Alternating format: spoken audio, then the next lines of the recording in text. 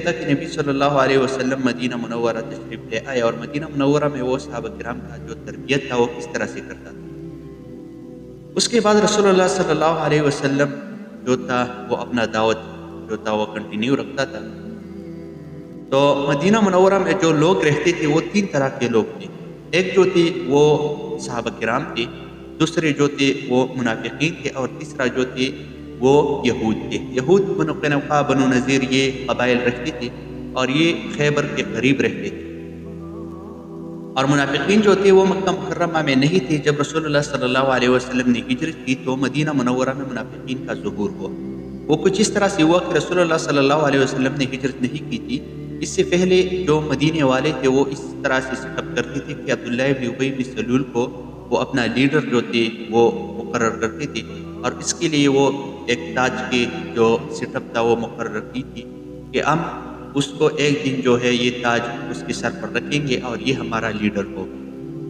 تو اس میں رسول اللہ صلی اللہ علیہ وسلم نے ہجرت کی، تو رسول اللہ صلی اللہ علیہ وسلم جہاں موجود ہو تو ادھر اور کوئی لیڈر جو ہے وہ چلتا نہیں ہے، اور کوئی لیڈر کا جو پیروی ہے وہ مناسب نہیں ہے اور وہ جائز نہیں ہے۔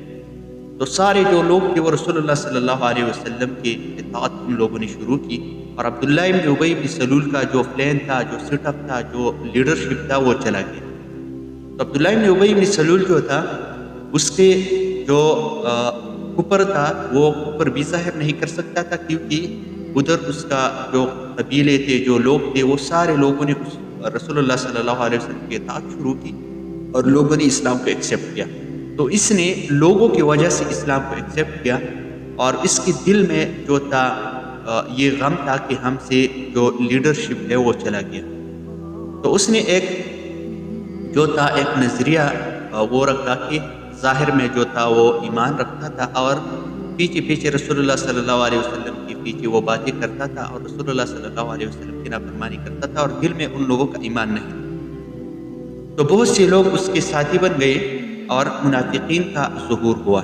منافقین جو تھے وہ 3 طرح کے منافقین تھے۔ ایک منافق جو ہے 3 طرح کے منافقین آج کل بھی موجود ہے۔ ایک اعتقادی منافق ہوتے ہیں، اور دوسرا جو ہے وہ عملی منافق ہوتے ہیں، اور تیسرا جو ہے وہ منافق اس طرح کے ہوتے ہیں کہ اس کے افعال اور اعمال جو ہے وہ منافقین کی طرح ہوتے ہیں۔ تو اعتقادی منافق جو ہے وہ تو ریئل منافق ہوتے ہیں، اور اس کے لیے اللہ رب العالمین نے جو ہے درک الاسفل جو ہے وہ اس کے لیے مقرر کی ہے۔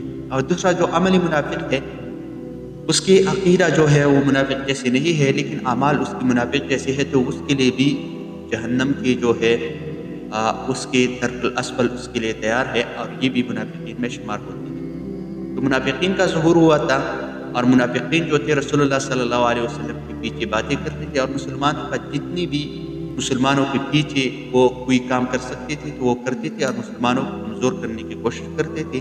اور ان لوگوں کا جو لیڈر تھا وہ عبداللہ بن ابی بن سلول تھا۔ اور تیسرا جو قبیلہ تھا، تیسرا جو لوگ تھے وہ صحابہ کرام تھے، اور وہ رسول اللہ صلی اللہ علیہ وسلم کے تابعدار تھے۔ تو مدینے میں 3 طرح کے لوگ رہتے تھے، ایک یہود، دوسرا جو تھے منافقین، اور تیسرا جو تھے صحابہ کرام۔